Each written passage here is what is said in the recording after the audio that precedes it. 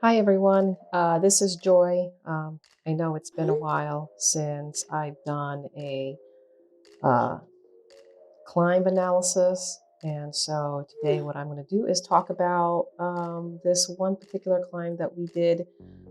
This is a route that we took in Reading, and it is a beautiful road that we took. The total length of this ride is 35.5 miles. Total elevation gained is 2,772 feet. Average speed for the entire ride is 12.6 miles per hour. Average power is 110 watts. Average cadence 63 RPMs. Now, this is a recovery ride. That's why we tried to maintain, or I tried to maintain in my zone 2 zone. And yeah, so this particular climb actually is right after the Route 57 climb, and I believe that one was a Category 3 climb. So we just got done doing that and then kind of coasted downhill, pedaled really hard to get to this part. So this one, it's an interesting segment because there's a couple of uphills and a couple of, so it kind of goes up and down a couple of times and then it flattens out. And then there's this last big hill at the end that's called the X. And it's also got its own segment but it's also a part of this particular segment. So this segment on Strava is called the second test on 57. And yeah, so I'm just going to get started here with the actual set information of the segment itself. So it is 3 miles long, 213 feet of gain, and 1.3% average grade. You can see from the gradient screen that is obviously not flat, but that's because there's also some downhills on here. The KOM time for this segment is 7 minutes and 56 seconds. The QOM was 10 minutes and 43 seconds. So that's pretty fast. I believe the guy who did the KOM, who got the KOM on this, was going like 20 miles an hour. And I'm going 7. Really nice guy coming up here. We typically don't ride on rail trails because we get pedestrians who take up the road, and sometimes we have to slow down and to get around them, and sometimes they don't even move over. And so it was really nice for him to kind of step aside on the side of the road there and cheer us at the same time while we were riding past him. Anyway, so this is in, I think this is Weston, Connecticut. And we ride through Reading area, but Weston is another smaller town in Fairfield, Connecticut, or Fairfield County in Connecticut. The roads are pretty, well, the shoulder is pretty narrow here. There are parts where it does open up. What's good about this road, or the route that we took here, is there are signs that say share the road, and with bikers, because there's so many cyclists that come through here and ride through this road. So it's a nice road, and it was a really nice day when we went out, nicer than usual. As you can see, the trees don't have any leaves because it is winter time. It's February, so the temperatures would dip around the teens overnight, and so it does start to warm up. You could see that it's a little cloudy. It's like a partly sunny day, and so the temperature, I believe the highest it went up was up to 40, but at this point it wasn't really that. It started to warm up, especially when we do these climbs. So I think this is the second or third climb. There's so many climbs here. So this is whatever number of climb. It's not the first. It's either the second or the third climb.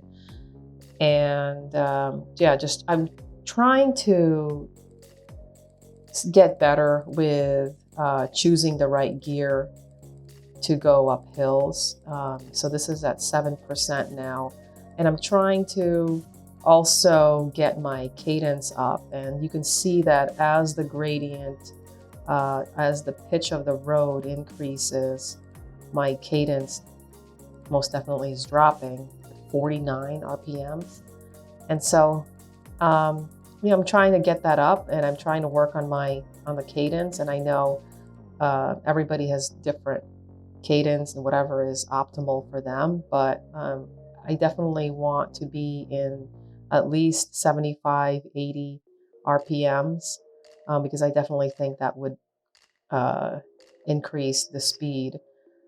So anyway, I do also run a high heart rate here. Well, any climb that I do, my heart rate tends to spike, but I can hold it though. I mean, it's funny because 180 beats per minute is a high heart rate, but I can hold it. And what's a good thing about having this Wahoo element is that I could see my heart rate, and I can manage my heart rate, or I can manage my effort as I'm doing these climbs. If I'm in the elevation menu of the computer, I can see where I am in the climb, and I can manage my effort that way. So my heart rate does, at least I can look at it and that's okay, I still have some in my tank. So the positive thing about my heart rate, even though it spikes up really high, is that I do recover fairly quickly. So once in a while, you'll see me just coast and not pedal.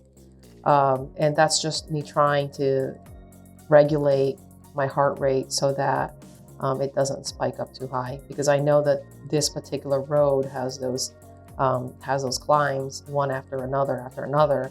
And so I'm really trying to just managing that effort. So a little bit of downhill here, not by much, but I switching over to my largest ring, the 50, and really getting that speed up so I can get some momentum going up this hill. And my cadence is good there, speed is good, but then you'll start to see it dropping as this road increases in grade. So it's at 5%. Heart rate is still high, but that's a manageable effort, and my speed drops to 7 miles. Look at that.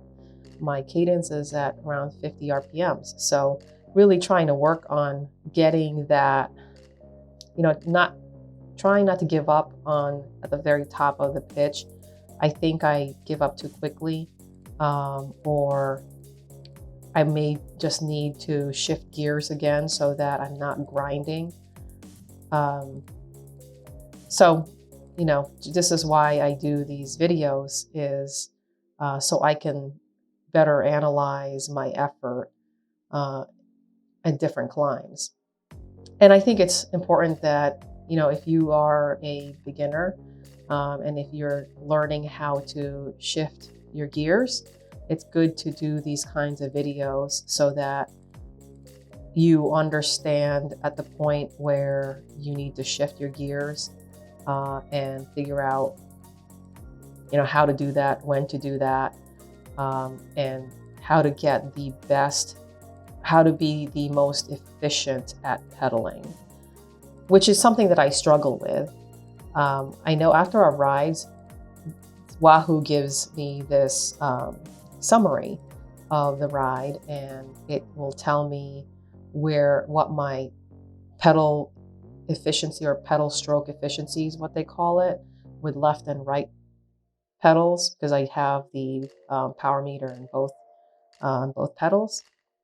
And it's been sort of leaning towards more efficient on my left foot than on my right, which is interesting because I am right hand dominant, and so everything I do on the right is I'm more comfortable with. So it's interesting to see how the fact that my left foot is more efficient than my right. And so I guess the next question would be, how do they define efficiency? And so I need to look that up. And if you guys know how one defines pedaling efficiency, just leave that in the comment section below and let me know, because I would like to know, what that is. And I'm such a nerd when it comes to these things, because I do research it, and um, this just came up in my mind. So I'm going to eventually look this up, how to be more efficient when pedaling. And something to do with, I think, like I remember when I was watching this bike fit video, and it's, basically fitting someone on a bike, and how how a person would be pedaling downwards, and that angle, whatever the angle is either more efficient or less efficient. And I think it also depends on where you are seated on the saddle. So if you guys know, please let me know, and that way maybe I can correct it, and hopefully, keep an eye on that. So this is a flat part, and I believe we're getting close to the last climb. So it's actually a ways away before we do this next one. And then this next segment is called the X, which is also a part of this segment. That's why I have it recorded. But anyway, that car got a little too close to me.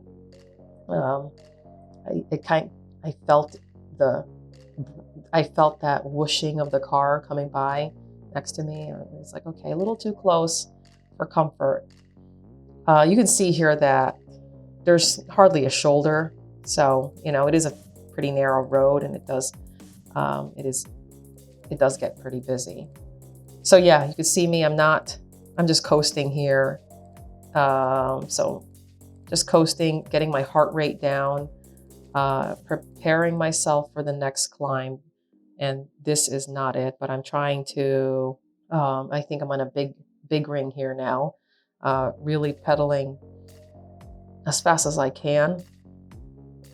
Little bit of a kind of like a hump on the road here.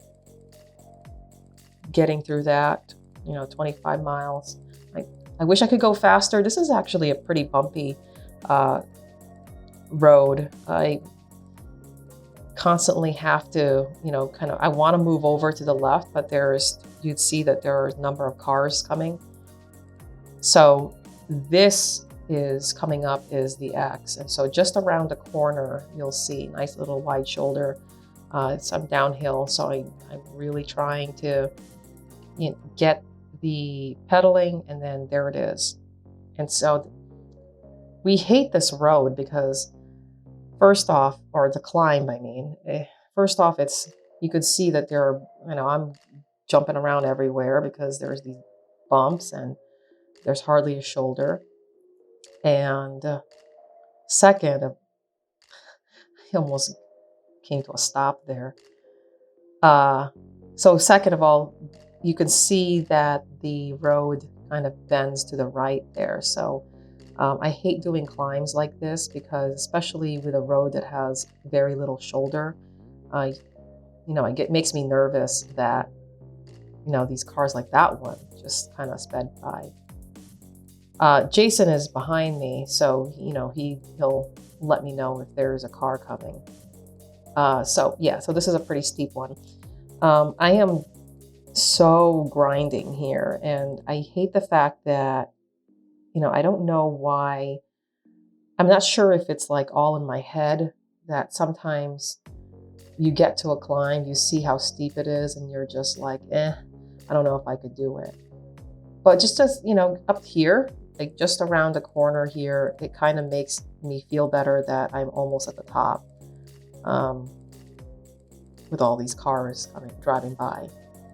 My heart rate, 185 there.